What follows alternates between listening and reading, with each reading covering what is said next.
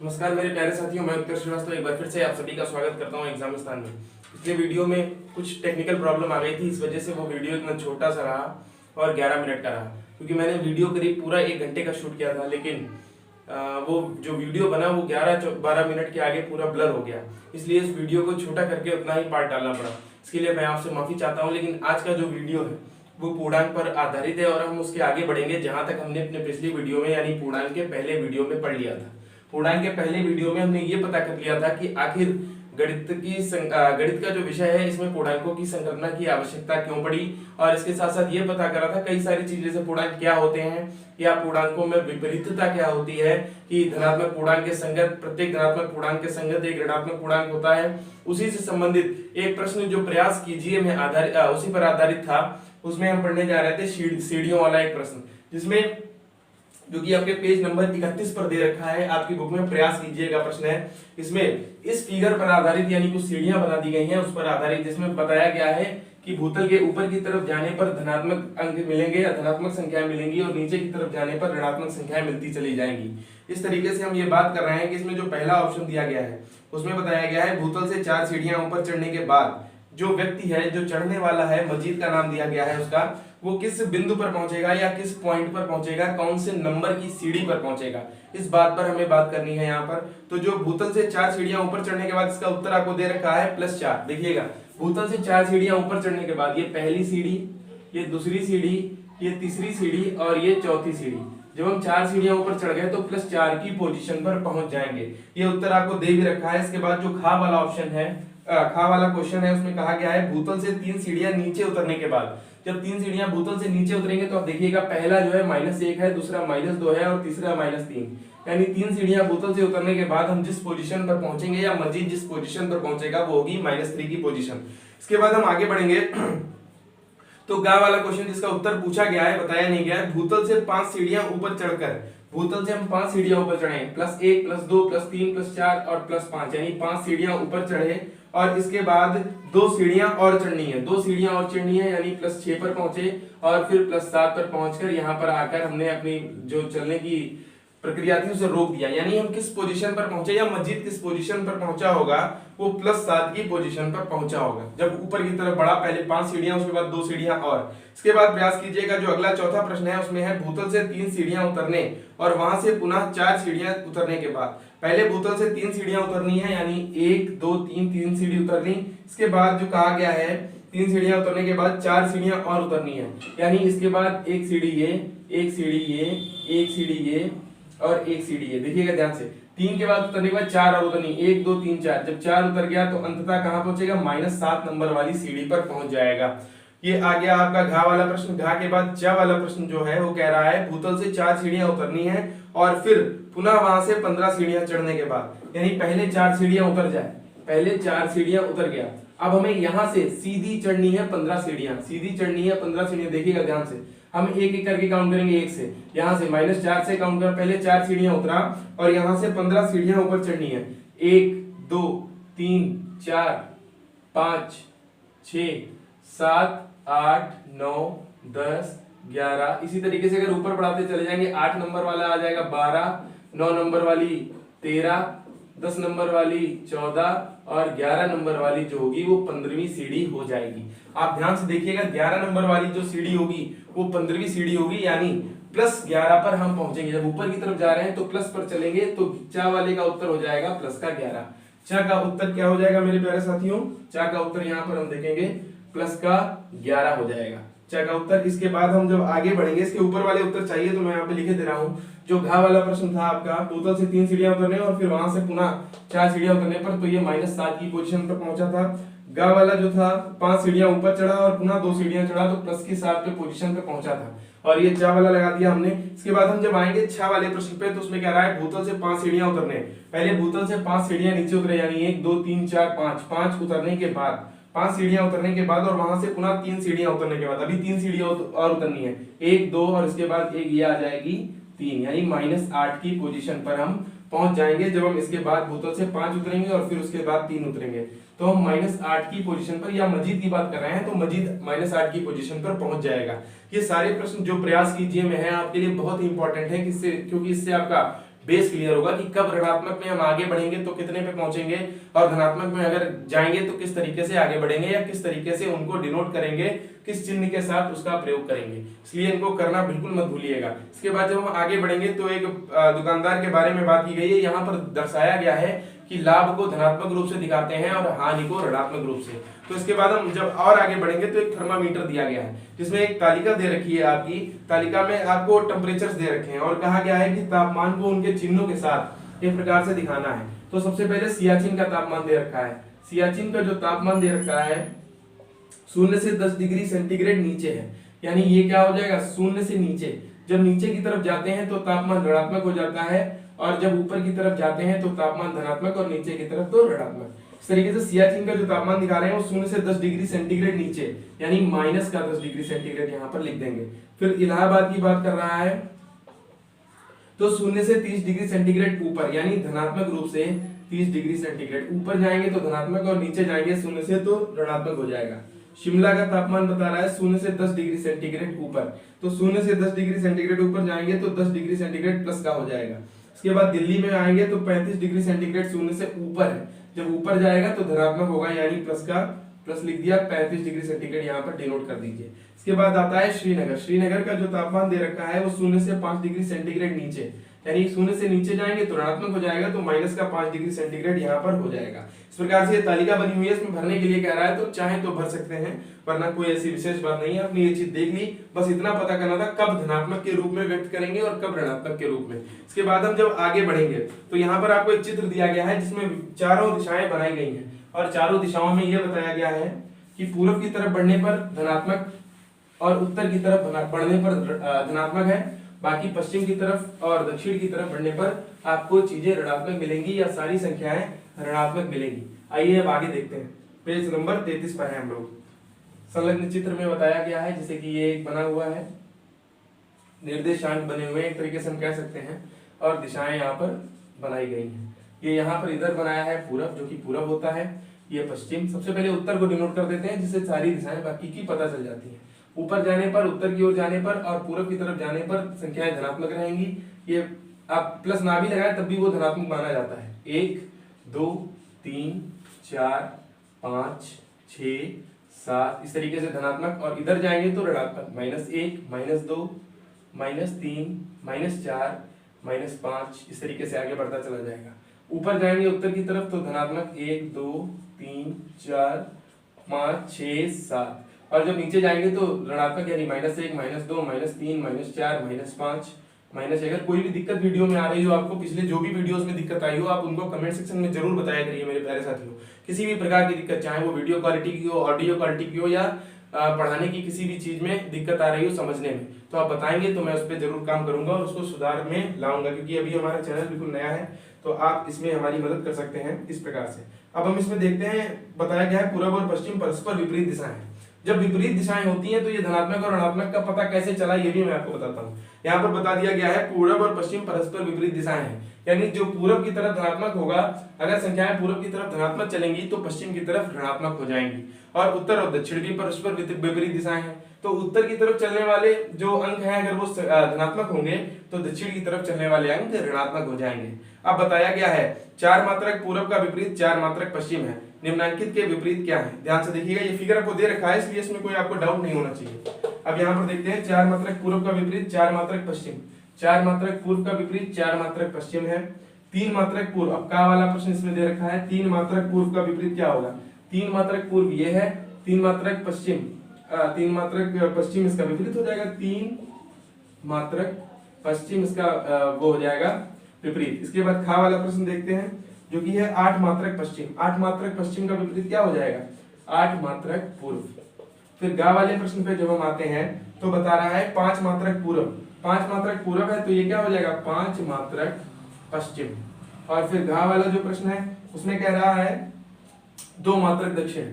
अगर 2 मात्रक दक्षिण कह रहा है तो उसका विपरीत क्या हो जाएगा, 2 मात्रक उत्तर। आप देख सकते हैं 2 मात्रक दक्षिण तो ये हो जाएगा 2 मात्रक उत्तर। इसके बाद हम देखते हैं 7 मात्रक उत्तर। चा वाला है 7 मात्रक उत्तर। 7 मात्रक उत्तर है तो ये हो जाएगा 7 मात्रक उत्तर है तो ये हो जाएगा 7 मात्रक दक्षिण। चा के बाद आता है छा। 6 जो प्रश्न है उसमें कह रहा है 9 मात्रक दक्षिण, तो ये हो जाएगा 9 मात्रक उत्तर।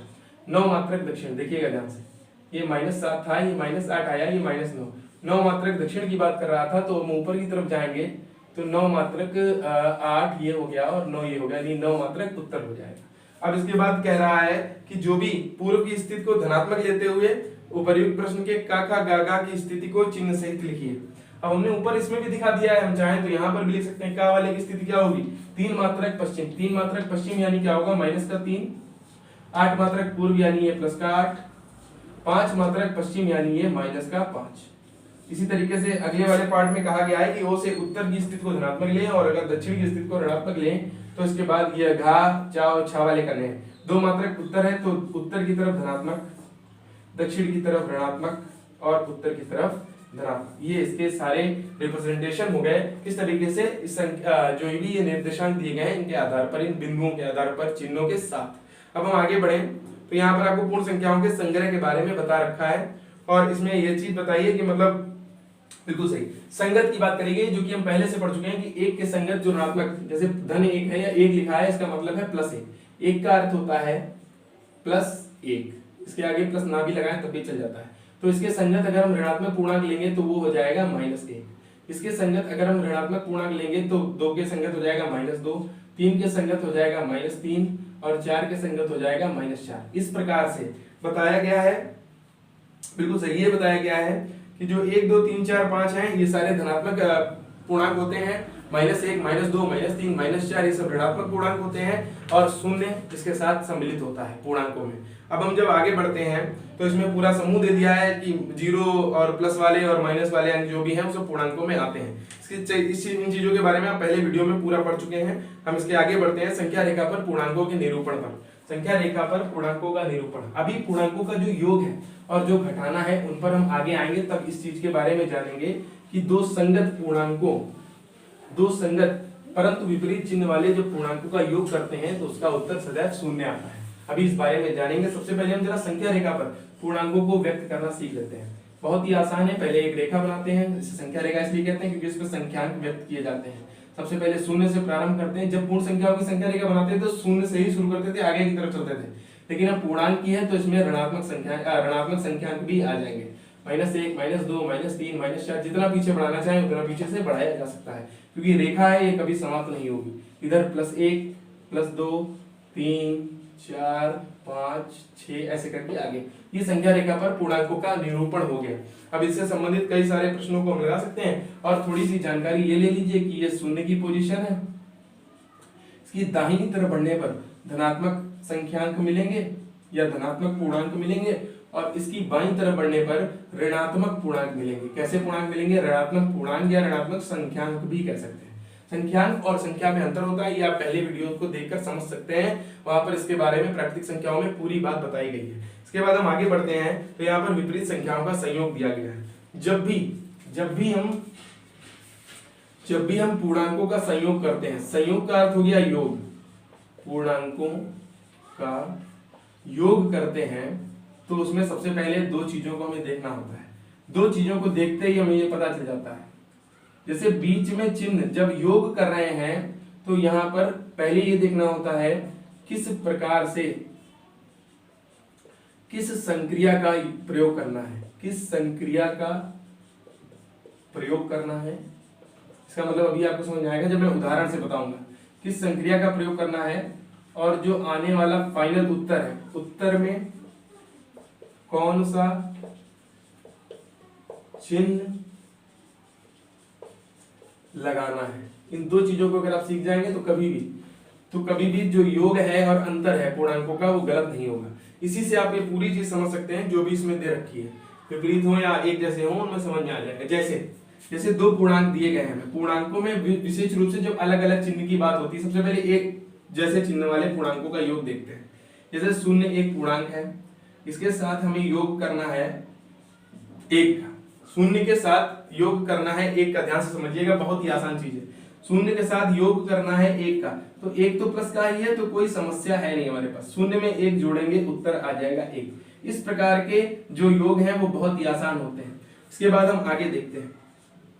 अब जैसे दे दिया गया 1 -1 दिया गया है या इस प्रकार से पहले सरल वाला समझ लेते हैं हम। एक दिया है 1 इधर तरफ और इधर बीच में योग करना है, किससे जोड़ना है इसे, -1 से, और उत्तर हमें बताना है। इसके लिए जब इस प्रकार के प्रश्न दिए गए हों, जब एक चिन्ह दूसरा लगा हो यानी बीच में योग लगा हो और अंदर कोष्टक में माइनस का चिन्ह लगा हुआ हो, तो हम इन्हें किस प्रकार से हल करते हैं, इसे जरा ध्यान से समझिएगा। हो सकता है 2 मिनट का टाइम लगेगा, लेकिन बेहतरीन तरीके से समझ में आएगा, कभी नहीं भूलेंगे। सिर्फ इनमें सबसे पहले सॉल्व करते हैं हम क्या, इस चिन्ह को ये जो भी चिन्ह यहाँ पर बना होता है उसको हम इस ब्रैकेट के अंदर लेके जाते हैं, यानी इस ब्रैकेट को खोल देते हैं तो ये चिन्ह अपने आप इसमें चला जाता है। अब ये चिन्ह मिलके क्या बनते हैं, इसको जानने के लिए आपको यहाँ पर चिन्हों का थोड़ा नियम सीखना पड़ेगा, क्योंकि बहुत ही आसान है। सबसे पहले जरा ध्यान से देखिए, 2 प्रकार के चिन्ह जब एक जैसे होते हैं, जब दोनों चिन्ह हैं, जब दोनों चिन्ह एक जैसे हों, यानी प्लस की गुणा प्लस से हो, प्लस की गुणा प्लस से हो, प्लस की गुणा प्लस से हो, तो उत्तर सदैव प्लस आता है। उत्तर सदैव प्लस, यानी यहाँ पर बीच में जो ये गुणा हो जाएगी तो प्लस लग जाएगा। लेकिन अगर यही दोनों एक जैसे चिन्ह हो माइनस, उत्तर तब भी प्लस ही आएगा। ध्यान से समझिएगा, जब एक जैसे दोनों चिन्हों की गुणा, तो उत्तर जो आएगा वो प्लस में आएगा।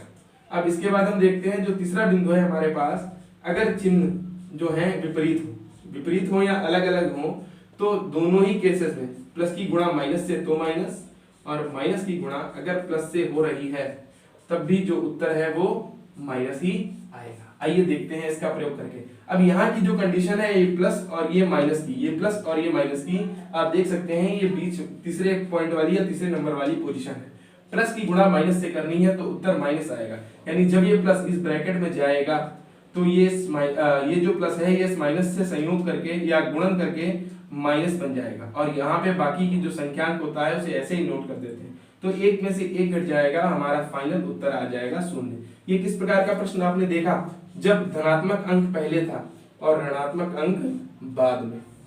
अब हम एक बिल्कुल इसी प्रकार के प्रश्न को, यानी इसी प्रश्न को पलट देते हैं। पलटने का मतलब ऋणात्मक अंक पहले कर देते हैं और धनात्मक अंक बाद में कर देते हैं। इस प्रकार से भी समझ लीजिए ताकि आपकी कॉन्सेप्ट बिल्कुल क्लियर हो जाए। ऋणात्मक अंक पहले और धनात्मक अंक बाद में। अब आप देखेंगे ध्यान से, जैसे कि ये -1 लिखा हुआ है इस ब्रैकेट के अंदर। अभी जब ये इस ब्रैकेट के अंदर लिखा हुआ है, जब हम इस ब्रैकेट को खोल देंगे, तो उसके बाहर कोई चिन्ह नहीं है, तो हम सीधे सीधे इसको जैसा ये लिखा है वैसे ही लिख सकते हैं, -1 और बीच में लगा दे +1। अब मेरे प्यारे साथियों, आप ये देख रहे होंगे कि इन दोनों संख्याओं के बीच में तो धनात्मक का चिन्ह लगा, इन दोनों संख्याओं के बीच में धनात्मक का चिन्ह लगा, तो हम इन्हें जोड़ेंगे, लेकिन इनको जोड़ने पर क्या प्राप्त होगा ये पता करने के लिए हमें पता ये होना चाहिए कि आखिर इसमें सही संक्रिया क्या है। देखिएगा जरा ध्यान से, जैसे कि ये प्लस का 1 लिखा है और ये माइनस का 1, आपको पता होना चाहिए जब एक जैसी संख्याओं को आपस में माइनस प्लस एक जैसी संख्या, जैसे प्लस का 1 लिखा है, इनसे प्लस का 1 या एक डंडा खींच लेते हैं, एक लाइन खींच लेते हैं, और जब एक माइनस का 1 लिखा है यानी एक जो होगा उसे काट देंगे। एक प्लस का 1 था तो एक लाइन खींच ली, यानी एक ये मौजूद है, और माइनस का 1 यानी इसमें से एक घटाना है या एक हटाना है, तो हम इसे तुरंत यूं करके काट देंगे, यानी अंततः बचा क्या, 0 बचा। इसको करने का जो दूसरा तरीका है वो भी आप सीखिए। जैसे माइनस इधर लिखा है, प्लस इधर लिखा है, और आपको नहीं समझ में आ रहा कि इसमें कौन सी प्रक्रिया करें, तो उसके लिए आप ये अपना सकते हैं कि माइनस और प्लस, जरा ध्यान से देखिएगा, बिल्कुल इसी प्रकार से इसको भी समझा जा सकता है। जैसे आपने इस चार्ट को समझा, वैसे एक छोटा सा चार्ट इसका भी बनाया जा सकता है। जब अलग अलग चिन्ह हो तो कौन सी प्रक्रिया को अपनाएं। माइनस प्लस, जब माइनस अलग लिखा हो और प्लस अलग लिखा हो और इनके साथ कोई संख्यांक दे रखे हो, जैसे ये -1 दे रखा है और ये दिया है यहाँ पर +1, तो आप इसे कैसे इसे कनेक्ट करेंगे कि माइनस प्लस माइनस, यानी इसमें अंतर की संक्रिया लगेगी, यानी इसमें फाइनल संक्रिया कौन सी लगेगी, अंतर की लगेगी। देखिएगा ध्यान से, इधर मैं इसका चार्ट बना दे रहा हूं अब इससे, जिससे कि आपको कंफ्यूजन ना रहे। देखिए जरा ध्यान से, जैसे एक माइनस वाला संख्यांक है और एक प्लस वाला संख्यांक है। अभी मैं इसके सारे के उदाहरण एक एक बता दूंगा जिससे आपको ये चीज बिल्कुल क्लियर हो जाए, क्रिस्टल क्लियर। एक माइनस का चिन्ह दिया गया है संख्यांक के साथ और एक के साथ प्लस का चिन्ह दिया गया है, तो जो इसमें फाइनल संक्रिया लगेगी यानी फाइनल ऑपरेशन लगेगा वो होगा घटाना होगा। वो उन दोनों संख्यांकों को माइनस प्लस माइनस, यानी इन दोनों संख्यांकों को घटाना होगा, जो दूसरी संक्रिया हम देखते हैं, जैसे कि प्लस माइनस, पहले प्लस लगा हो और बाद में माइनस, जैसे आपने पहला वाला देखा था, पहले प्लस लगा था बाद में माइनस, पहले प्लस लगा था, यहाँ पर देखिए पहले प्लस लगा था बाद में माइनस, पहले प्लस लगा था बाद में माइनस। तो इसमें क्या किया था हमने, घटाया था। इसमें तो आप सीधे समझ सकते हैं क्योंकि एक माइनस एक लिखा हुआ है, लेकिन यहाँ पर कंफ्यूजन होगा, उसके लिए मैं आपको बता रहा हूँ।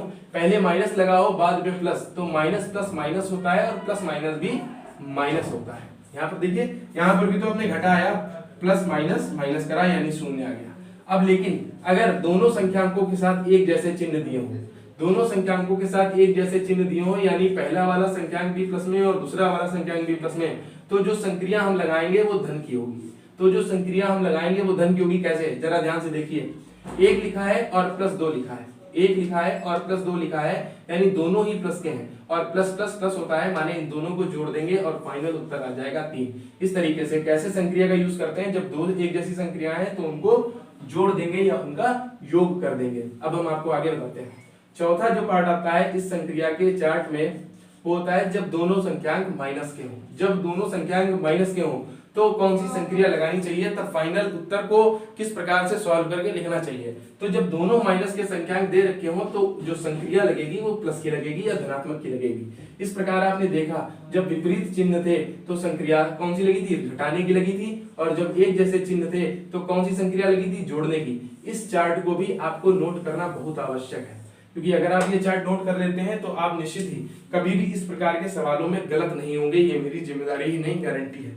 आइए एक बार फिर से इन सभी के एक एक उदाहरण को देखते हैं, जिससे आपको ये चीज बिल्कुल क्लियर हो जाए। सबसे पहले पता करना है कि जब भी किसी पूर्णांकों को जोड़ते हैं तो सबसे पहले ये पता करना होता है कि उनमें कौन सी संक्रिया लगानी है, और फिर ये पता करना होता है कि उनका उत्तर के साथ कौन सा चिन्ह लगा हुआ हो। तो हम देखते हैं, जैसे पहला वाला जो ऑप्शन दे रखा है या पहली वाली संक्रिया दे रखी है, एक संख्या दी है ऋण की और एक संख्या दी है धन की। तो इसमें हम कौन सी प्रक्रिया लगाएं। बहुत सारे बच्चों को ये चीज पता होगी, लेकिन जिनको नहीं पता उनके लिए बिल्कुल बेसिक है। इसमें कौन सी प्रक्रिया लगाएं, माने इसे जोड़ें, घटाएं या कुछ भी करें तो कैसे करें। तो इसमें आप देखिए, अगर एक संख्या माइनस का है और एक प्लस का है तो माइनस प्लस क्या होगा, माइनस प्लस अल्टीमेटली क्या होगा, माइनस होगा। माइनस प्लस यानी संक्रिया कौन सी लगानी है, घटाने की। तो दो में से दो को हम सीधे कह सकते हैं, दो में से दो को घटा देंगे, उत्तर शून्य आ जाएगा। अभी हम एक जैसी पूर्णांक इसलिए ले रहे हैं क्योंकि अभी आप एक जैसे पे पहुंचे हैं। जैसे ही हम आगे बढ़ेंगे इसके आगे के बारे में बात करेंगे। फिर से दूसरा केस देखिए, मैं दूसरा केस आपको दिखाता हूँ। ये एक जैसा हो गया, जैसे माइनस का यहाँ पे 4 लिखा है और ये प्लस का लिखा है 4। फिर से वही चीज, माइनस प्लस माइनस यानी इनको घटाना है, माइनस प्लस माइनस यानी इन दोनों को घटाना है आपस में, और उत्तर शून्य आएगा। तीसरा केस देखते हैं, उसमें पहला वाला प्लस में है और दूसरा वाला माइनस में है। इसको आप डायरेक्टली समझ सकते हैं, प्लस माइनस माइनस, 5 में से 2 गया, उत्तर आ गया 3। बिल्कुल सही से समझिएगा। इसके बाद जो तीसरा पार्ट है उसमें दोनों ही प्लस के हैं, यानी प्लस 5 1 और प्लस 2 1, तो ये दोनों हो गए 5 और 2 7। इसको समझ सकते हैं हम लोग। पांचवा पार्ट देखते हैं कि माइनस माइनस दोनों दे रखे हैं, यानी एक माइनस का 4 है और एक माइनस का 4 है, दोनों ही माइनस के। अब जब दोनों माइनस के हैं तो हमारे दिमाग में बात ये आती है कि आखिर इन दोनों को जोड़ें या घटाएं। उसके लिए आप क्या करें, उसके लिए आप इस चार्ट को तैयार कर लें, याद कर लें। जब दोनों ही संख्या माइनस के हैं तो उसमें कौन सी प्रक्रिया, धन की प्रक्रिया या धन की संक्रिया।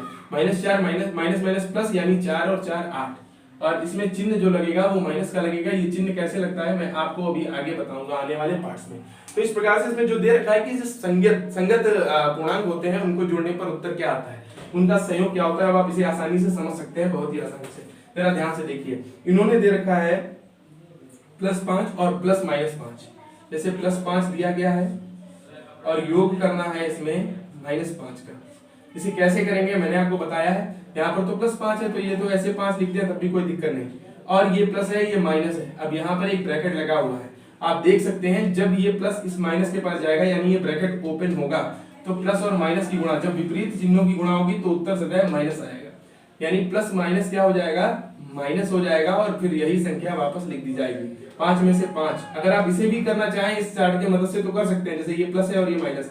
जब प्लस और माइनस हो तो फिर कौन सी संक्रिया लगाएं, प्लस माइनस माइनस यानी घटाना है। 5 में से 5 गया, 0 बच गया। इस तरीके से आपने देखा कि किस प्रकार से जब जो चिन्ह है वो ब्रैकेट में जाता है तो वो फाइनल कौन सा चिन्ह बन के आता है।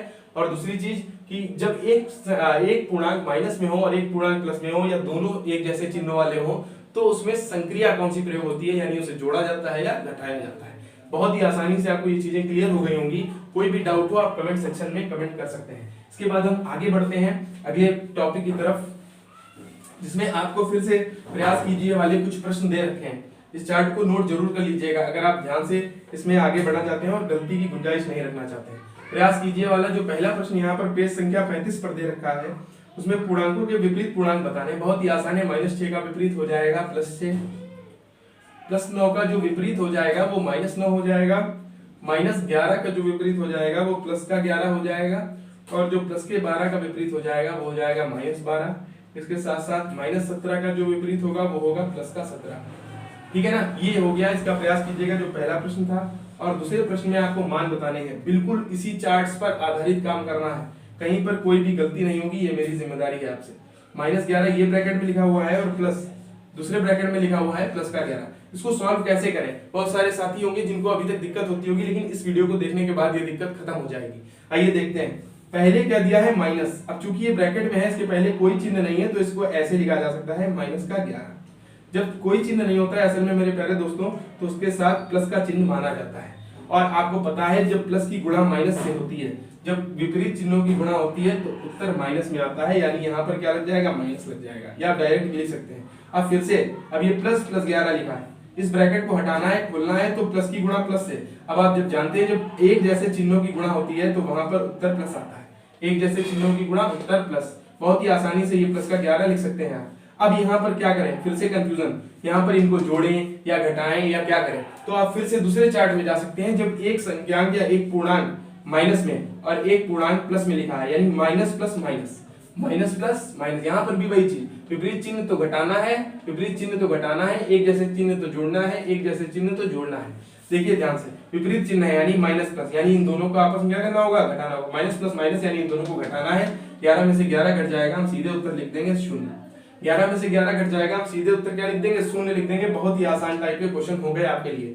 यहाँ पे ध्यान रखिए, पहला पॉइंट, इसको पूरा भाषा में लिखे दे रहे हैं। एक जैसे चिन्ह, एक जैसे चिन्ह हो पूर्णांकों में तो आपको क्या करना है? उनको जोड़ना है। और अगर अलग अलग चिन्ह हो, विपरीत चिन्ह हो, अलग अलग का मतलब विपरीत ही होंगे, विपरीत चिन्ह हो तो उनको क्या करना है? घटाना है या घटा देना है। उन दोनों को घटा देना है। यहाँ पर विपरीत चिन्ह थे तो इनको घटा देना है, यानी उत्तर 0 आ जाएगा। बिल्कुल अच्छी बात है, बहुत ही अच्छे से समझ में आ गया होगा। इसका दूसरा पार्ट हम देखते हैं जो दिया गया है, यानी 1 + का 9 दे रखा है, 1 + का 9 दे रखा है और बीच में संयोग करना है यानी योग करना है, और प्लस में -9। बिल्कुल ऐसा ही क्वेश्चन मैंने आपको अभी लगवाया था, 1 + का 9 और प्लस -9। अब आप इस क्वेश्चन को करने के लिए बिल्कुल तैयार है। ये प्लस का 9 है, इसको ब्रैकेट के बाहर प्लस का 9 लिखा जा सकता है। ये अब इसे सॉल्व करना है, यानी प्लस को यहाँ भेजना है। अब प्लस माइनस है तो आप जान सकते हैं विपरीत चिन्ह है तो क्या होगा? माइनस हो जाएगा। इसकी तो गुणा है, यहाँ पर इन चीजों की गुणा है। मैंने आपको बताया था जब ब्रैकेट खोलते हैं तो जो भी यहाँ पर मौजूद है उसकी अंदर गुणा हो जाती है। अब यहाँ पर प्लस है तो प्लस की माइनस से गुणा, प्लस की माइनस से गुणा क्या होगा? प्लस की माइनस से गुणा, उत्तर आएगा -9। अब इन दोनों को क्या करना है? देखिए ध्यान से, घटाना है क्योंकि विपरीत चिन्ह है। 9 में से 9 गया, उत्तर आ गया 0। कोई भी कमेंट, कोई भी मतलब कंफ्यूजन हो, 1% का कोई डाउट हो तो तुरंत कमेंट जरूर करिएगा, क्योंकि आप लोग अगर हिचकिचाएंगे तो फिर सीख नहीं पाएंगे। अब यहाँ पर देखिए इस चीज को बिल्कुल ऐसी ही चीज लिखी हुई है। फिर से ये +13 रहेगा। मैं फिर से बताता हूँ, इस ब्रैकेट को खोलने के लिए प्लस को अंदर भेजना पड़ेगा और प्लस की गुणा माइनस से माइनस लेके आएगी, और बाकी की जो संख्या है ये ऐसे ही लिखी रहेगी। फिर से विपरीत चिन्ह है, विपरीत चिन्हों में घटाना पड़ता है, विपरीत चिन्हों में दोनों संख्याओं को घटाना है। 13 में से 13 का घटाने पर 0 बचेगा। ये एक जैसी जो संगत संख्याएं हैं उनको, पूर्णांकों को योग करा जा रहा है, लेकिन अंततः अंतर हो रहा है और उत्तर 0 आ रहा है। अब यहाँ से एक निष्कर्ष निकलता है कि प्रत्येक धन पूर्णांक के संगत एक ऋण पूर्णांक होता है। बिल्कुल सही, प्रत्येक धन पूर्णांक के संगत एक ऋण पूर्णांक होता है, प्रत्येक धन पूर्णांक के संगत एक ऋण पूर्णांक होता है, प्रत्येक धन पूर्णांक के संगत एक ऋण पूर्णांक होता है, और इन दोनों का योगफल 0 होता है, और इन दोनों का जो योगफल है वो 0 होता है, इन दोनों का जो योगफल है वो 0 होता है, इन दोनों का जो योगफल है वो क्या होता है? 0 होता है। प्रत्येक धन पूर्णांक के संगत एक ऋण पूर्णांक, प्रत्येक ऋण पूर्णांक के संगत एक धन पूर्णांक, और दोनों का ही योग 0 होता है। यहाँ तक इस टॉपिक पर हम पहुंच चुके हैं, और इससे हमें सीखने को ये मिला है कि संख्या रेखा पर दाहिनी ओर बढ़ने पर धनात्मक पूर्णांक मिलेंगे और बाईं ओर बढ़ने पर जो है हमें ऋणात्मक पूर्णांक मिलते जाएंगे।